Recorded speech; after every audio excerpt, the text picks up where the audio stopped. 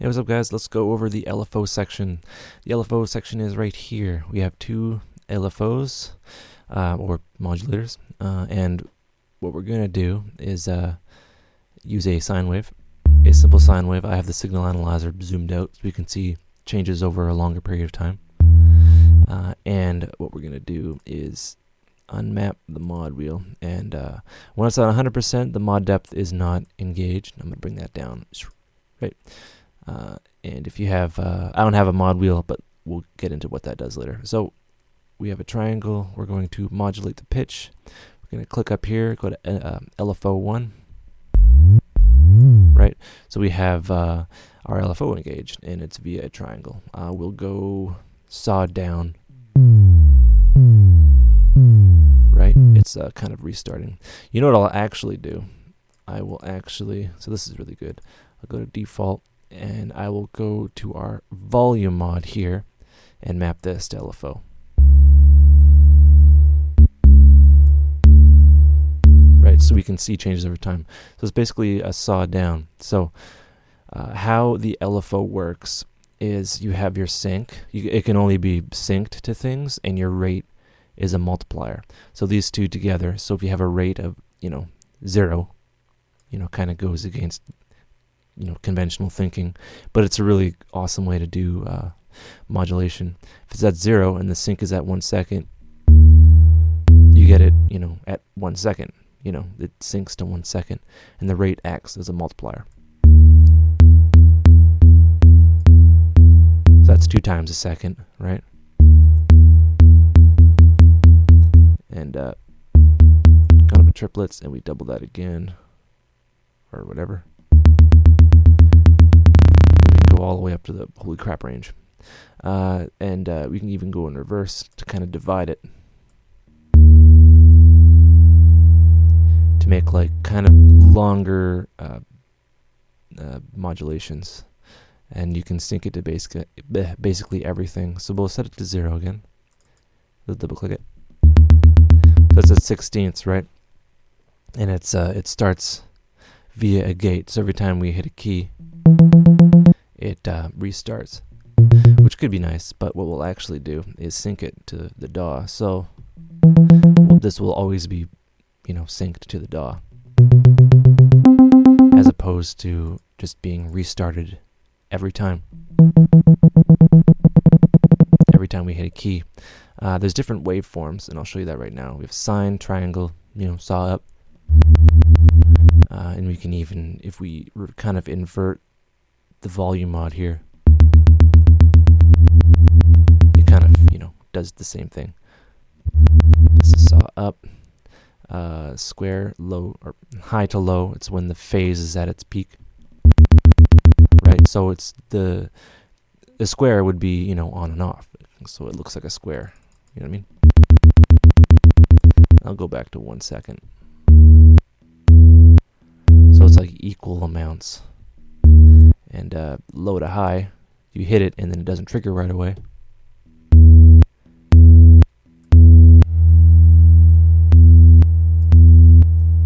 Right, so you can get some really cool kind of things going on here. So random hold. This is sample and hold, and so what this does is it's kind of like a white noise, but like each it's a stepped kind of randomness, and it's easy to see here.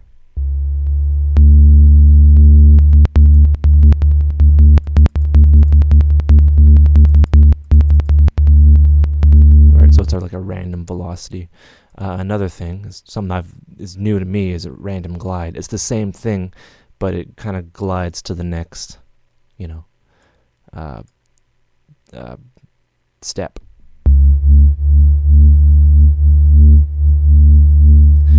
So you can get some like really kind of random squelchy leads, but we're using it at a lot of a higher value.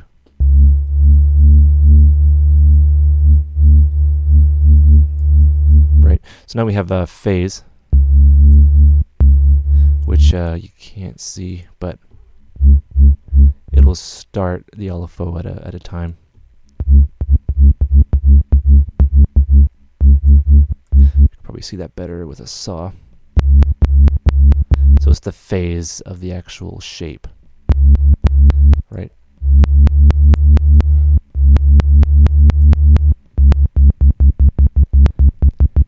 Right, so now we're at like peak phase when it starts. Kind of hard to explain, but you know, you get the idea. And like adjusting the phase for like sample and hold is kind of pointless, doesn't make any sense. Right? Delay is, say, how long it takes for the LFO to engage. So we can have 0 up to like 30 or 20 seconds, I believe.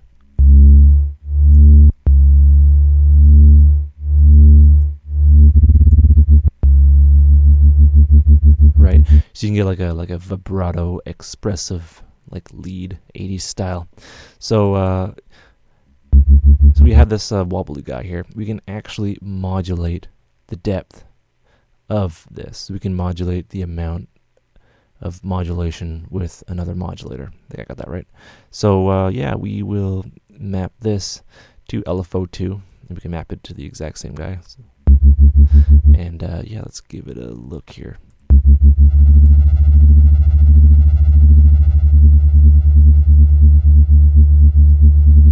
So basically we just have like 2 LFOs, but we're modulating the depth here.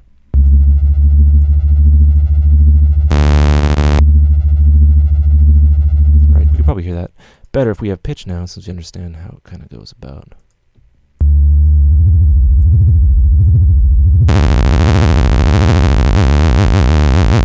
Turn this off. You can hear that, but as we introduce more of the depth mod of this LFO at like a faster rate per se. Oh, we'll go saw down.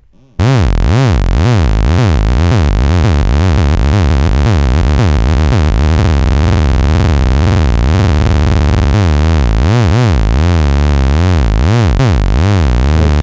They're kind of, you know, going at separate times. We can even sync them to restart, you know, to the host, or adjust the phase. We get some like really unique things, and basically that is it for that.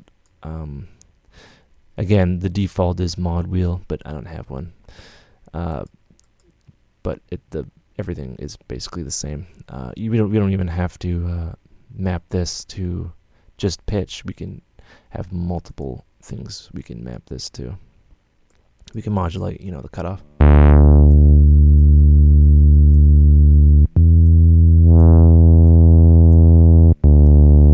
Which is pretty neat. There we go.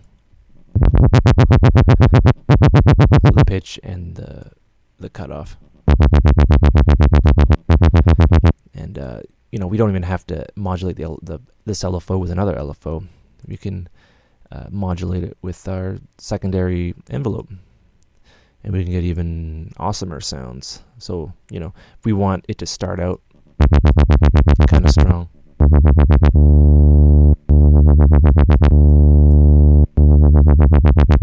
kind of, if we want to have more control over the delay of the LFO, we can do that. And the possibilities are quite large. See, again, anything with like a clicky drop down menu you can map, and I like how it's like a embossed kind of stickery thing here. What else? Yeah, another thing, you can map this to here. I keep on saying map, but you know, I played a lot of World of Warcraft. So yeah, what I'll do, I'll map this to LFO1. We have that, and I'll just take that off. So right now,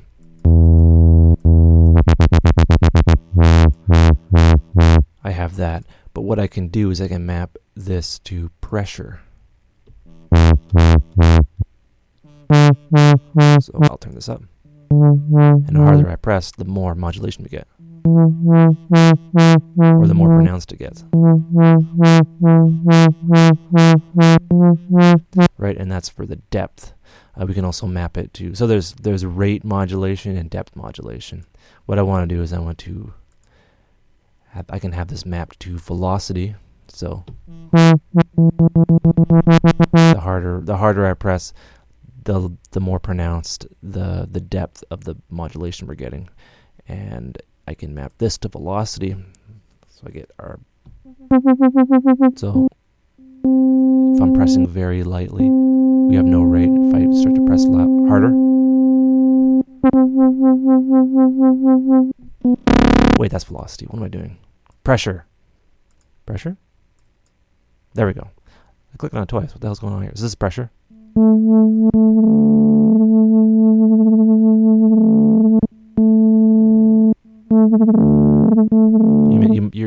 You're not seeing it, but I'm pressing this very hard. Well, I'm have like very soft fingers, you know what I mean? And as I press harder, we get more wobbles. Right?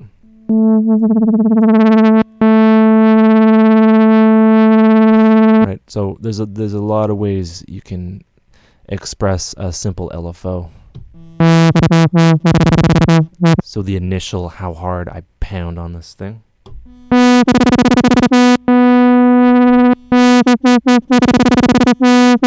And doing all that, you know, this is just a simple saw, but doing all that is just a matter of how hard I press the key and what I do to it after.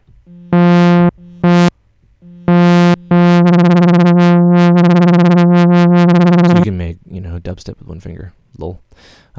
Yeah, so I basically rambled on enough about the LFO section. It's quite robust and it's very interesting. Just remember, it's always synced, so you adjust the rate by the sync.